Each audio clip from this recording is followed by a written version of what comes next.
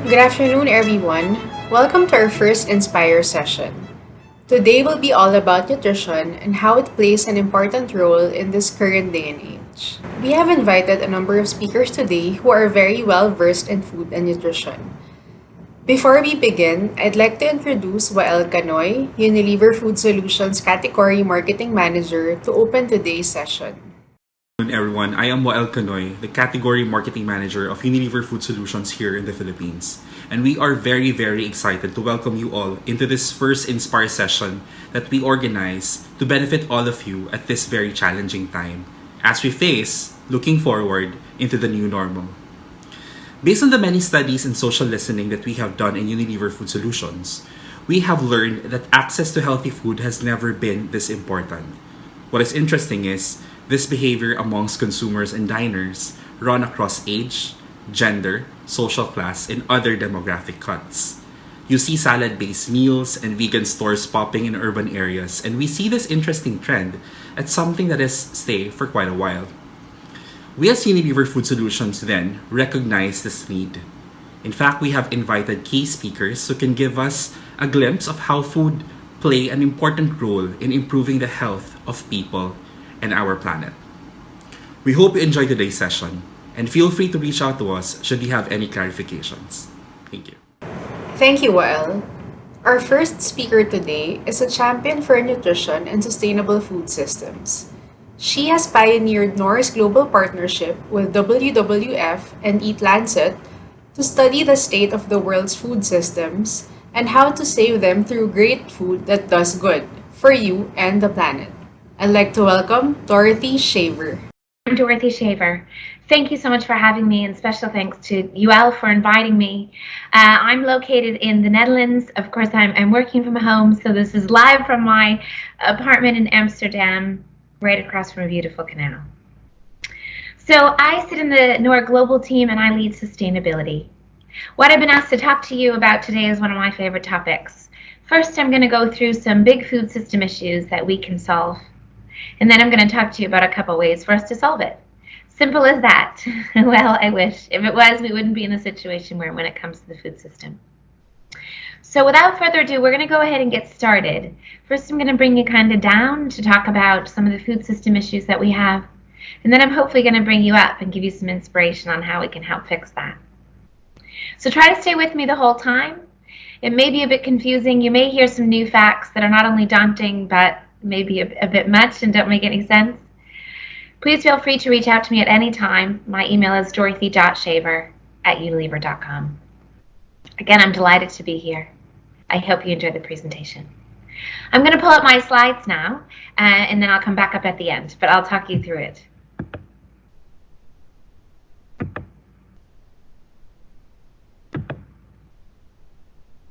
Okay. So you already know who I am. You saw my face, so no need for this slide. As I said, we're going to talk about why we need to act now, what our role is, what we can do, and also what you can do as individuals. So the first thing I always want to make clear to everybody that I talk to is that the time is now. We see teenagers on the streets fighting for their rights around climate change. We see parents talking about how they want their children to have food that they had. And we hear people talking about the loss of the future. Well, the thing is that we don't need to act now for the future. We need to act now for now. Because right now as we sit here today, 2 billion people don't get the nutrients they need to thrive. Well, 2 billion people are overweight and many severely obese. And many of those overweight and obese people, and also malnourished people, suffer from non-communicable diseases, which have the #1 cause of the foods we choose and do eat. So the other part of it is that when it comes to the environment and the land perspective, so the planet will survive. The question is if it will be able to continue to feed the growing population. So the population has grown very quickly over the past 10 years and is really predicted to continue to do so. That means that we not only need to feed the people that are on the planet now, so we need to act now, we need to be able to equip the farmers and equip the land, which is now pretty malnourished, just like the people, to feed that growing population. So if you learned anything today, I just want you to know that the time to act is now. We don't need to act for tomorrow. We don't need to act for our future. We need to act for today so that we can get food that is better than the food that we have now, so that we make choices that are better for us and better for the planet now. So I'm going to talk you through some facts about our food system and how it is the biggest contributor to environmental damage and a leading cause of death. Understanding that, as I just said, the foods that we eat are causing loads of non-communicable diseases, and also on the flip side, it's causing major damage to our soil, to our oceans, to our land, and also to our environment, of course, causing major climate change. So food is the biggest contributor to environmental damage and a leading cause of death. That's pretty daunting and pretty sad. But the great part of that is that when something's daunting, you often get the opportunity to fix it. So food is also the strongest lever to optimize human health and environmental sustainability on Earth. We know that people, humans, act from a brain perspective, body perspective, and functioning perspective the best when they have the best mix of nutrients. That's when we are at our optimum health. The same goes for the environment. The same goes for our soil. The same goes for our oceans. The same goes for our land. It works at its best when it is fed the best. And right now, we're not feeding humans or the environment well, which is why we're malnourished, all the way from people's bodies, down to the soil, down to the ocean. So that gives us a major opportunity as people that work in the food system and have a big leadership to play in the food system. Not only is it causing the biggest damage, but because it's causing the biggest damage, it's also the strongest lever, which is absolutely phenomenal. Now, there are multiple problems that have gotten us here, and multiple things have happened over hundreds and hundreds of years to get us to the situation we're in, where people are malnourished and also the planet isn't thriving and really able to provide the nutrients that we need and the types of foods that we need. They, of course, go hand in hand because demand leads to supply, and that's simply the way it is. But there are three problems that I'd really like to focus on today, and if we can crowd around these three problems, then we actually will be able to come up with some tangible solutions and move forward. So in addition to these problems are some big spaces that I don't want to ignore, and those of course include financial problems and also government-related problems, import, exports, inequality, and a variety of other things. So I don't want to downplay any of those. I just want to focus on the ones that we, as people who work in food and are part of a big food brand and big food company and associated with a big food company, have the opportunity and the ability and the responsibility to help fix. So they are that we eat and grow the same foods over and over again. We produce and eat foods that are too resource intensive, meaning they use too much water, too much land, and cause too much damage to our environment via greenhouse gas emissions or carbon emissions, however you'd like to say it. And the third one is the way that we grow those foods, and the way that we grow the foods that we eat are harmful. And I'll talk to each of these problems, providing a few statistics and hopefully then providing some solutions to leave you feeling inspired about fixing these three problems together with us. So this is crazy, but nature is absolutely amazing and produces more than 50,000 edible plants, but humans actually regularly eat only 150. So we're missing out on a lot of them. And the thing is, when we only eat 150, we actually don't get the nutrients that we could potentially get by eating far more, and we don't provide the soil with the nutrients that it could get if we grew different types of foods and provided nutrients back into the land, which is the incredible thing that a lot of these plants do really on their own. So that's pretty incredible. So we don't eat enough of these foods. We don't have a wide enough variety by any means to it. And actually, even though we do eat 150 plants, only 3 of them make up 60% of our plant-based calories, which is absolutely amazing. So many of you probably could think of what those 3 foods are if you think about your cupboard, if you think about your eating habits. But let me give it away since we're not in the same room. But it's wheat, corn, and rice. Those 3 foods make up 60% of our plant-based calories. Those 3 foods don't have that many nutrients, as you can imagine, leading us to the situation that we're in. And by growing those same foods over and over and over again, we're simply leaching the soil of its nutrients. And we're also, when we only plant one thing on a field and don't put any crops between it, which is called intercropping or even cover cropping in some situations, then We're actually depleting the soil of the nutrients that it needs to continue to grow the foods that we need to have for this growing population. Also, what's more on top of that is that 60% of our plant-based calories come from 3 foods, but 75% of the global food supply that actually feeds close to 8 billion people comes from just 12 plants and 5 animals. Now, as I said earlier, there's 50,000 plants that we could be eating, and 75% of the global food supply comes from just 12 and 5 animals. Lots of animals as well, far more than 5. So we're eating the same things over and over again, which means that we're missing out.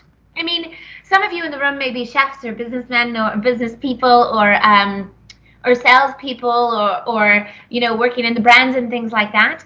And many of these must push your buttons and saying, what are we doing? If we as chefs sit here on this playground and we have no toys to play with, which are our ingredients, then how can we come up with innovative solutions and delicious meals to feed people? We absolutely can't. So imagine if you were given, 40,000 more plants to play with, 40,000 more foods to add seasoning to, 40,000 more foods to bring to people's plates. All those foods that would give far more nutrients, far more flavors, far more textures. That would be absolutely incredible because we are absolutely missing out. We have a huge opportunity in front of us. We're currently boring palates. We're not providing people with different types of flavors, just giving the same flavors over and over and over again. So by us missing out, we're also depleting the land of precious nutrients it could be getting, and actually depleting it by planting the same foods and eating the same foods over and over again. So this should be really inspirational, understanding that once we open up that Pandora's box of all those fabulous plants, imagine the innovations, imagine the nutrients that could make us thrive, make us think better, make us perform better. And all those different flavors and textures that would just make it that much more exciting to come to the dinner table. But the thing about it is that farmers grow what people eat. So if we want to eat loads and loads and loads of white rice, which we have proved to do as a human race, we do want to eat all that. For that reason, farmers grow white rice, the same species of white rice over and over and over again. And this causes species loss when it comes to butterflies and birds and insects. And it also causes, as I've said before, the soil to become depleted. So we don't eat diversely, so farmers don't grow diversely. Flip that around. We eat diversely, farmers grow diversely. We can definitely fix this problem. But we're already in a major crisis. Many of you may have seen the UN report that came out last year that said that we are experiencing the largest species, the most severe species extinction ever, as a result of humans, as a result of what humans do when it comes to eating, when it comes to what we do and all the resources that we use. And also, since 1900, 75% of plant diversity has been lost, leaving the remaining foods vulnerable. And what that means is that if we, like one type of tomato only that goes into our soups, so let's say we use one type of tomato, we don't use a wide range, we don't use a diverse types of tomatoes, we only use one specific type of a red tomato. Let's pretend that's not true, but let's pretend. A pest gets into that crop, and it actually eats away all of that crop. That would mean that we actually could not make that soup. We could never make that soup because it's been eaten away by the pest. Or, due to climate change, it cannot grow in the places where it used to grow, which is absolutely true, and we absolutely see all the time now. So, if we were to use a variety of different types of tomatoes in our soups, for example, then when that one red tomato got eaten by a pest, it would matter, but it wouldn't matter nearly as much. We'd still be able to get that soup made. We'd still be able to feed the world if we had a wider variety of foods that we were growing and a pest came to eat one type. But if a pest comes in and eats those 3 crops that I mentioned earlier, rice, wheat, and corn, then we would be at a major loss. Understanding that there are no longer multiple types of rice, wheat, and corn because we haven't liked them. We want one type. We want to eat the same foods over and over again. This is causing major problems in the ecosystem of food. But the great thing is that we can fix this. As I said, there's loads of plants out there, and those plants are absolutely packed with nutrients They have the ability to nourish the soil on their own. And there are loads of them out there, which is why a year ago we created something called the Future 50 Foods, which I'll speak to in detail. But it outlines 50 of the many foods that we can eat more of that can grow in different parts of the world, grow in challenging situations, and also provide us with loads of nutrients. So my ask around this one is for us to really help to shift people toward more plants. And to do so, your role is to get them on the plates of people. So swapping out the same type of leafy green vegetable with a new type of leafy green vegetable, swapping out the same type of lentils with a mix of different types, swapping out rice for quinoa, swapping out different types of beans for other beans, or doing a mix of beans, or really moving toward a diverse range of different types of plants when it comes to those products that you provide, the meals that you provide, and the communication that you inspire through. So we have the ability to do this. The second problem I'm going to talk to is that we produce and eat foods that are too resource intensive. As you can imagine, I'm of course going to touch on animal agriculture, but it's not only animals that really drive us into a situation where our food produces a quarter of the greenhouse gas emissions. It's far more than just animals. It also goes into the way that we grow and produce, which I'll speak about at the end, and it also goes into the other types of foods that we're growing and producing and where we're growing and producing them as well. But what's more than that is unfortunately for everybody that absolutely loves meat, and a lot of us have grown up on meat, and we see it actually as quite a treat. And as countries become more thriving when it comes to economic status, then meat intake actually tends to increase because it is seen as a treat and something that is really associated with success. But the thing about it is that 60% of the greenhouse gas emissions from food come from animal agriculture. And what's more than that is that it's said that in 30 years we won't have any water. We won't have enough water to produce the food that we need and to live the lives that we live. Meaning that we really need to cut down on our meat, especially in the western parts of the world where we eat far too much animal-focused foods. And by doing so, we will use less water, use less land, and absolutely decrease the greenhouse gas emissions that are caused as a result of animal agriculture. So this is something that we all need to work on. It absolutely doesn't mean we need to reduce meat and pull it totally out of our diet, and we shouldn't do that. That would be bad for us and also bad for the environment. But we all need to reduce. We all need to move to meatless Mondays, and we need to reduce to half of our ground beef goes into beans or something like this, so that we can make sure that the impact that we have on the planet, from the land use to the water use to the greenhouse gas emissions and also to the pollution that a lot of these animals cause, decreases. Also, from a health perspective, plants are far better for us than animals, so that also adds another dimension. The other thing that makes it a little more complicated is that even some plants, such as rice, avocados, and almonds, use lots of water to grow and have lower yields.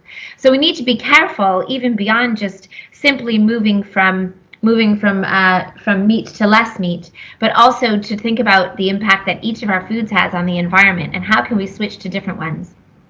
Now, the secret to all of this is to eat a wide variety of foods, because even if we eat a little bit of rice, avocado, and almonds and don't eat so much when it comes into a trend, which avocados and almonds have recently done, then we're actually okay. So eating a wide variety of foods is actually the secret to getting enough nutrients and also feeding the planet what it needs. But we have what it takes. So working in the Knorr brand, we have a huge impact over 90 countries, and also our foods are chosen 3.4 billion times a year, which is absolutely incredible. Thousands and thousands and close to 1 million people look to us every day and every year to get our recipes that inspire them. So they look to us to inspire them on what they eat. So it goes beyond our products. And for all of you in the room, it also goes beyond your products and beyond what you do, and into the recipes that people are eating in their homes and in institutions and hospitals and in schools, and also in restaurants.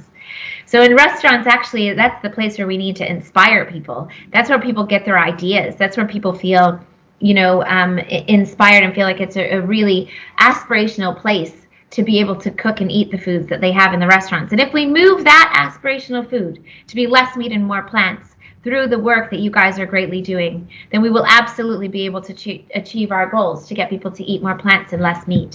And together we can do this because we have the reach, we have the impact, we have the responsibility, we have the power to do so.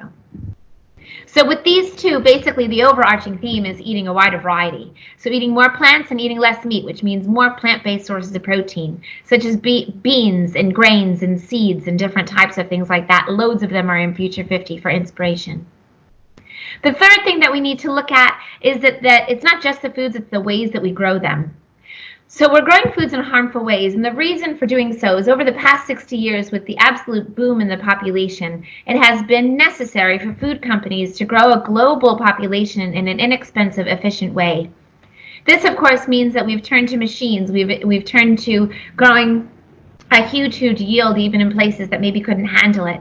And this has caused irreversible damage to the land, meaning that we've lost half the soil in the last 150 years.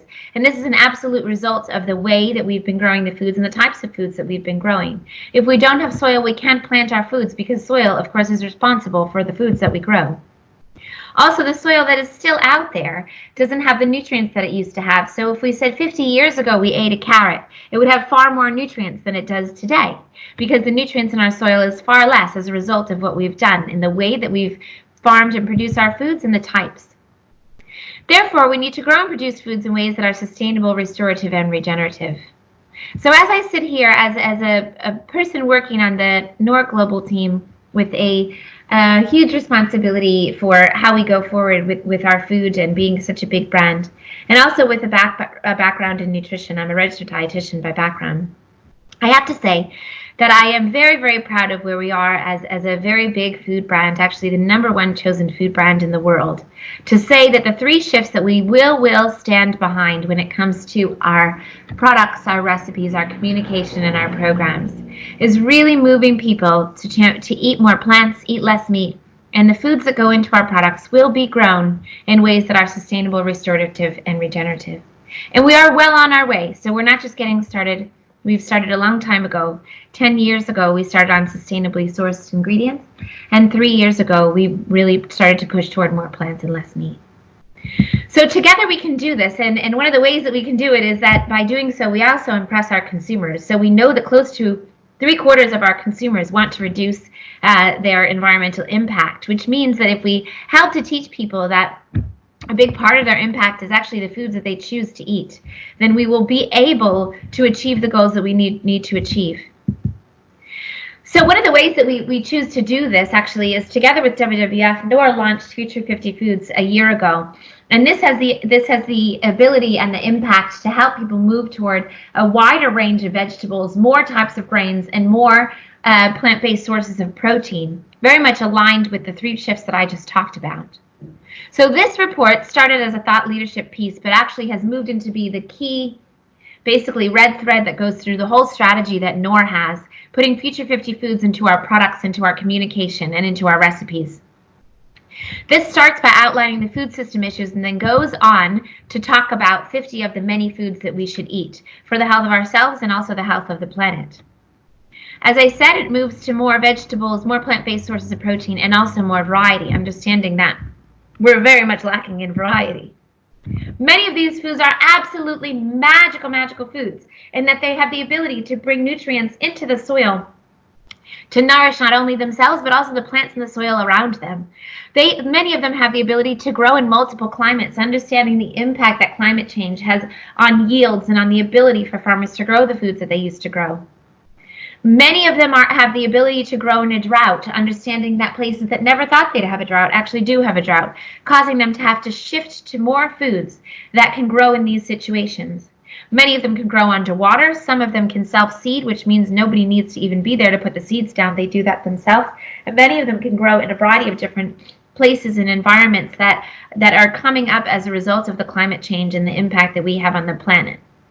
So this is 50 of the many foods. They're all plant-based, and we've really promoted this through a variety of different partnerships and strategies as we've gone forward. So as I said, it's been out for a year. I'm happy to say that it's created 5.1 billion impressions across 25 countries with more than 700 online articles, 14,000 engagements with #Future50 Foods.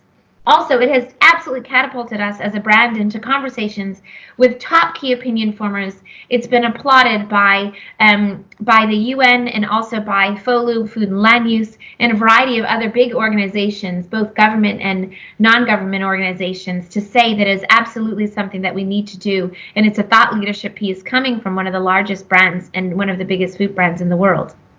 So there's a lot still to be done. We continue to work through our partners. We continue to put these ingredients into our products and our recipes, and we need your help to continue to do so. So we're working with Sodexo, Chef's Manifesto, and WWF to get these foods out there. We're working with our retailers to sell them, and we're working with media and communications to talk about them. We want to grow the fame of these foods and the awareness in people to know the impact of their food choices and what they spend their money on and what they feed their children, not only for their own health, but that of the planet and the environment, and also the livelihoods of people around the world. So my ask of you is to get these foods into your own kitchens, into the kitchens of your food service facilities, into your restaurants, into your retailers, everywhere you can. Get these foods in there. Help people eat a wider variety of foods. Help people eat a little bit less meat. And make sure that the foods are being grown in ways that are sustainable, restorative, and regenerative, so that we can have food that's better for us now, and also so the future can have it. I invite you to knorrfuture50foods.com to download the report, and also to download a beautiful cookbook that we created together with WWF and some of our fabulous eco-chefs from the Chef's Manifesto. So I also invite you to work together with all of the different parts of our ecosystem of food, because we cannot do this alone, even though we're a big brand and many of you in the room play a huge role in the food system and what people have on their plates in different spaces. But we have to work together to build a better food system, and I invite you to work with us to do so. And with that, I want to thank you. I want to thank you for being here. I want to thank you for having me here. And I want to thank you for all of the work that you do. Please feel free to reach out to me for any questions, or if you just want to have a chat about anything that I said. My name is Dorothy Shaver, and I work on the Knorr Global team. Thank you so much. Take care. Thank you, Dorothy. That was very insightful. 3 things we should keep in mind. First, our current landscape on food systems is in dire need of urgent actions. Second, food is a powerful tool in addressing key social issues. The Philippines is one of the unhealthiest countries in the world, and this is evidenced by a decline in consumption of fruits and vegetables. And lastly, food plays a key role in addressing these issues. Knorr's Future 50 Foods is our answer to helping make our food systems more sustainable for everyone. If you would like to know more about the Future 50 Foods, feel free to download the report by scanning the QR code on your screen. Our next speaker is a passionate chef who champions cutting-edge innovations around the world. He leads a team of innovators based in the Hive in Wageningen, Netherlands. I'd like to welcome Chef Evert Vermandel. 75% of the global food supply comes from 12 plants and from 5 animal species. This isn't very good for the environment, and for chefs it makes the variety of ingredients quite low. To address this problem, Knorr has brought together the list of Future 50 ingredients, from beans, tubers, pulses to algae and sprouts.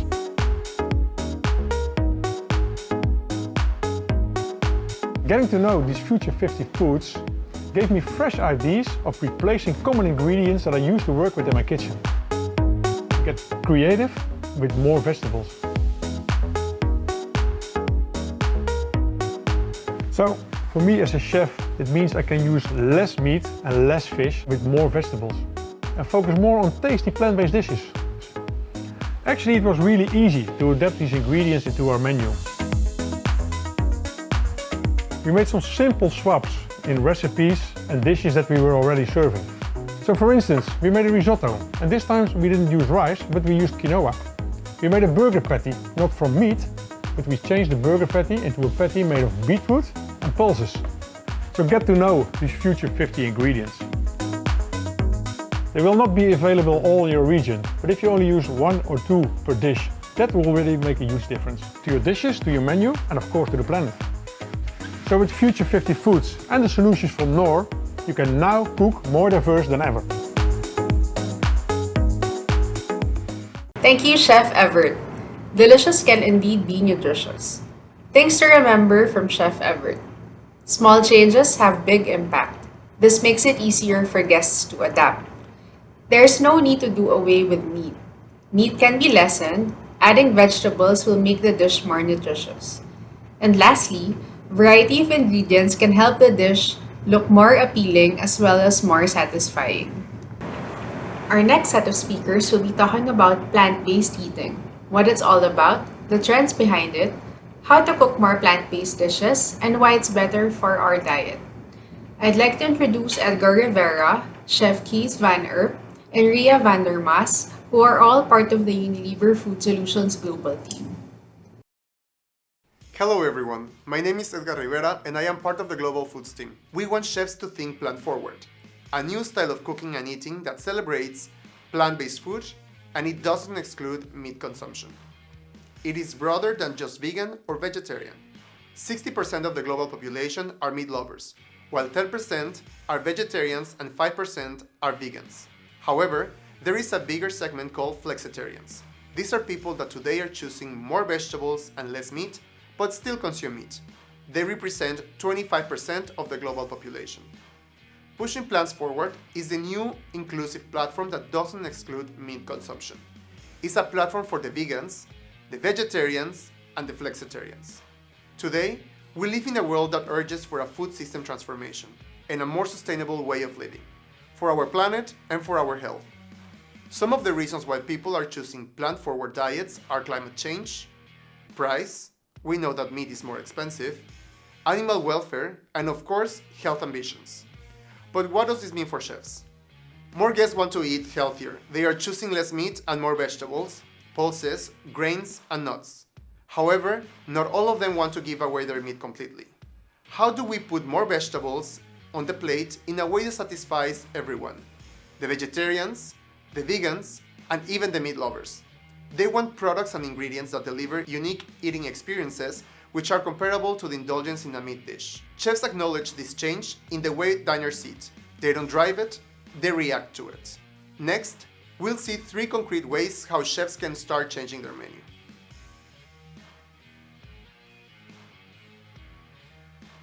We are talking here about a big change in what will be served in restaurants from what is served today. This change can and only will work if chefs can create super tasty plant-based dishes. For many chefs, this is not their field of expertise, as most focus has been and still is on meat, poultry and fish-centered dishes. So, chefs need a bit of support here. And if you need support, what do? Yes indeed, you go to the expert. UFS can become the expert in this area. UFS chefs helping chefs driving this change and become known for it. What do we need to do? We need to train ourselves. Getting just a bit better than what the standard is. With our knowledge, skills, concepts and our products, we can be the experts and offer support. There are mainly 3 different ways how to support chefs to cook more plant-based. The first one is serving less meat and more veggies. Here you can start by making small changes to the most popular dishes on the menu. Small changes in your guests' favorite dishes work better than a complete overhaul of the dish. For example, meat-centered dishes. Choose a smaller cut of meat and increase the portion of vegetables. What is most important for chefs is to get it right, is making sure that this remains super tasty and well balanced.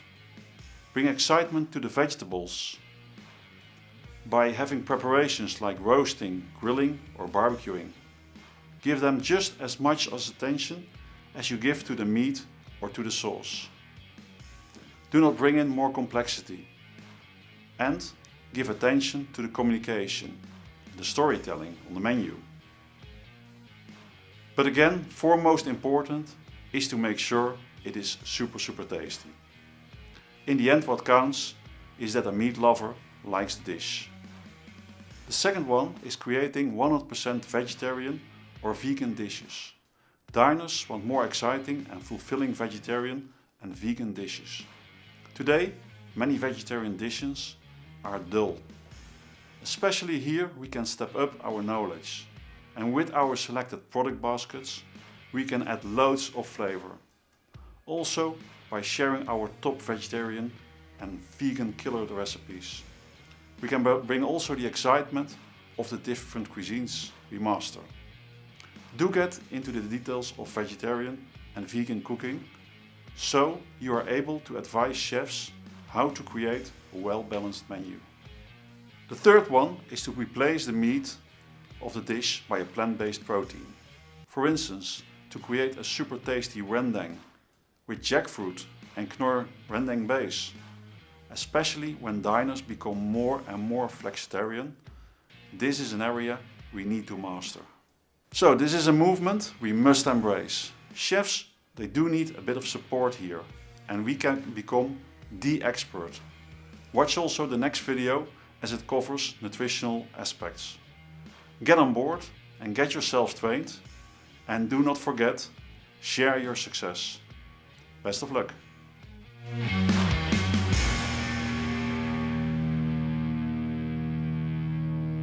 Our platform, Plant-Based, is about celebrating plant-based ingredients. This doesn't mean we need to exclude meat completely. Eating more plant-based ingredients is good for people and good for planet. Actually, healthier eating has never been so easy and exciting.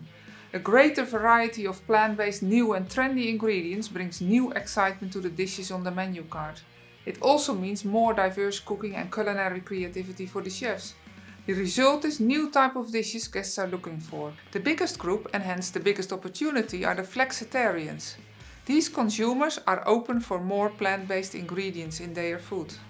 They want to make changes in what they eat to improve their own health and well-being and the health of the planet. And animal welfare is an important driver for some of them as well.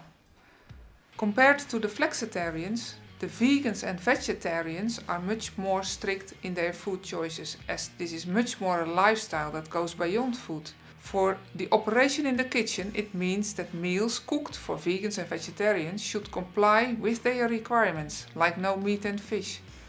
Flexitarians will also enjoy less meat and more vegetables on their plate. It is healthier to eat more plant-based ingredients because in general those meals comply better with dietary guidelines. Those dishes are often lower in calories and higher in fiber. And plant-based ingredients naturally rich in all kinds of vitamin and minerals. And plant-based ingredients can also be good sources of protein. So in short, a lot of variation and more of the nutrients we don't get enough of in our diets today. So, there are clear nutritional benefits in increasing the amount of plant-based ingredients in dishes, and it can be done in 3 ways. First, traditional dishes with meat at the center can be served with more vegetables and less meat. The nutritional benefits of serving more vegetables are first and foremost helping everybody to eat more vegetables. In almost all countries around the world, fruit and vegetable intakes are low. Serving more vegetables also often results in dishes with lower calorie and higher fiber content.